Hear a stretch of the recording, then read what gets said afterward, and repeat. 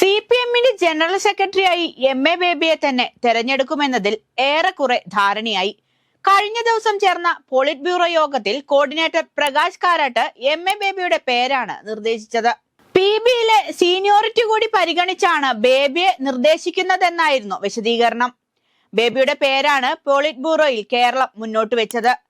അശോക് ദാവളയും പശ്ചിമ ബംഗാൾ ഘടകവും ഇതിനെ എതിർത്തെങ്കിലും ഭൂരിപക്ഷ പിന്തുണയും ബേബിക്കാണ്. PB നിർദ്ദേശവുമായി കേന്ദ്ര കമ്മിറ്റിയിൽ വെക്കുന്നതും ബേബിയുടെ പേരാകും.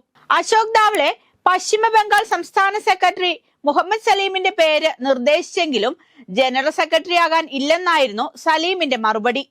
ഒടുവിൽ ഭൂരിപക്ഷ അഭിപ്രായം മാനിച്ച് എം.എ. ബേബിയെ തന്നെ നിർദ്ദേശിക്കാൻ PB തീരുമാനിക്കുകയായിരുന്നു.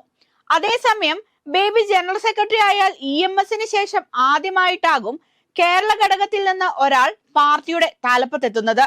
പാലക്കാട് കുടുംബപേരുള്ള പ്രകാശ് കാരാട്ട് പാർട്ടി ജനറൽ സെക്രട്ടറി ആയിരുന്നുവെങ്കിലും കാരാട്ടിന് മലയാളി എന്ന പരിഗണന ഉണ്ടായിരുന്നില്ല. കേരളത്തിലെ പാർട്ടി ഘടകത്തിൽ പ്രവർത്തിക്കുകയോ കേരളത്തിലെ പാർട്ടി മേൽവിലാസത്തിൽ പാർട്ടിയുടെ തലപ്പത്തേക്ക് വന്ന ആളായിരുന്നില്ല പ്രകാശ് കാരാട്ട്. 2012 മുതൽ PBയിൽ തുടരുന്ന സീനിയർ നേതാവാണ് എം.എ. ബേബി. ഡൽഹി കേന്ദ്രീകരിച്ച് പ്രവർത്തിച്ചിരുന്ന നേതാവാണ് എം.എ. ബേബി. പാർട്ടിയുടെ ബുദ്ധിജീവി മുഖങ്ങളിൽ പ്രമുഖനാണ് ബേബി. ഇതെല്ലാം ബേബിയുടെ സാധ്യത വർദ്ധിപ്പിക്കുന്നുണ്ട്.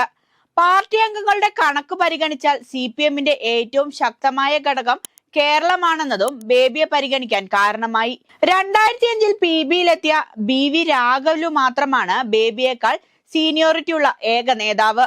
പാർട്ടി ദുർബലമായ ആന്ധ്രയിൽ നിന്ന് വരുന്ന രാഘവലു ദേശീയ തലത്തിൽ കാര്യമായ സാന്നിധ്യമല്ല. ആന്ധ്രയിലെയും തെലുങ്കാനയിലെയും സംഘടനാ പ്രശ്നങ്ങളിൽ ആരോപണ വിധേയനായ രാഘവലു ഇടയ്ക്ക് PB അംഗത്വം രാജിവെച്ചിരുന്നു. എന്നാൽ വിവാദം ഒഴിവാക്കാൻ നേതാക്കൾ ഇടപെട്ട് രാജി പിൻവലിക്കുകയായിരുന്നു. രാഘവലു കഴിഞ്ഞാൽ PB അംഗവും കിസാൻ സഭ ജനറൽ സെക്രട്ടറിയുമായ അശോക് ദാവലെയാണ് ജനറൽ സെക്രട്ടറി സ്ഥാനത്തേക്ക് പരിഗണിക്കപ്പെടുന്നത്. അതേസമയം മുഖ്യമന്ത്രി പിണറായി വിജയന്റെ പിന്തുണ ഏറെക്കുറെ ഉറപ്പുവരുത്തിയ മട്ടിലാണ് എം.എ. ബേബി.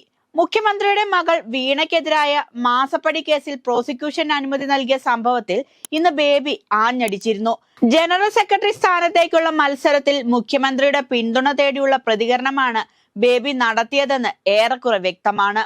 മുഖ്യമന്ത്രിയുടെ എതിർപ്പ് വന്നാലും ബേബിയെ ജനറൽ സെക്രട്ടറി ആക്കാൻ മന്ത്രി P. രാജീവിന്റെ നേതൃത്വത്തിൽ ബദൽ നീക്കവും നടക്കുന്നുണ്ട്. കേന്ദ്ര കമ്മിറ്റിയിലും മറ്റ് സംസ്ഥാന ഘടകങ്ങളിലും ആശയവിനിമയം സജീവമാണ്. എന്നാൽ മുഖ്യമന്ത്രി ബേബിയുടെ ജനറൽ സെക്രട്ടറി ആയുള്ള കടന്നുവരവിനെ എതിർത്താൽ കേരളത്തിലെ പാർട്ടിയിൽ വലിയ ചേരിതിരിവുണ്ടാകുമെന്നാണ് മുന്നറിയിപ്പ്. ഏതായാലും മകൾക്കെതിരായ മാസപ്പടി കേസിലെ അന്വേഷണമൊക്കെ ഉയർന്നു വരുന്ന സാഹചര്യത്തിൽ പിണറായി ഏതെങ്കിലും വിഭാഗീയ നീക്കത്തിന് ശ്രമം നടത്തുമെന്ന് ആരും കരുതുന്നില്ല. സമീപകാലത്ത് എം.എ. ബേബി ഉൾപ്പെടെയുള്ളവർ പിണറായി വിജയനെതിരായ ഒരു നീക്കം നടത്തിയിരുന്നു. ഒരുപക്ഷെ മുഖ്യമന്ത്രി സ്ഥാനത്ത് നിന്നും പാർട്ടിയുടെ നേതൃത്വത്തിൽ നിന്നും പിണറായി വിജയനെ മാറ്റി നിർത്താൻ നടത്തിയ പിന്നാമ്പുറ കളികളിൽ ബേബിയും ഉണ്ടായിരുന്നു. ഇത് സംബന്ധിച്ച കൃത്യമായ ധാരണ പിണറായി വിജയനുമുണ്ട്. എന്നാൽ ജനറൽ സെക്രട്ടറി ആയാലും ബേബി തനിക്ക് മുന്നിൽ വിധേയനായി നിൽക്കേണ്ടി വരുമെന്ന് പിണറായി വിജയൻ കരുതുന്നു. രാജ്യത്ത് CPM അധികാരത്തിലുള്ള ഏക സംസ്ഥാനം കേരളമാണ്.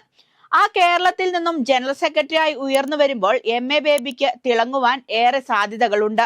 പോളിറ്റ് ബ്യൂറോ അംഗമായിരുന്നുവെങ്കിലും കുറച്ചു കാലമായി രാഷ്ട്രീയത്തിൽ സ്ഥിരം സാന്നിധ്യം ഒന്നും ആയിരുന്നില്ല എം.എ. ബേബി.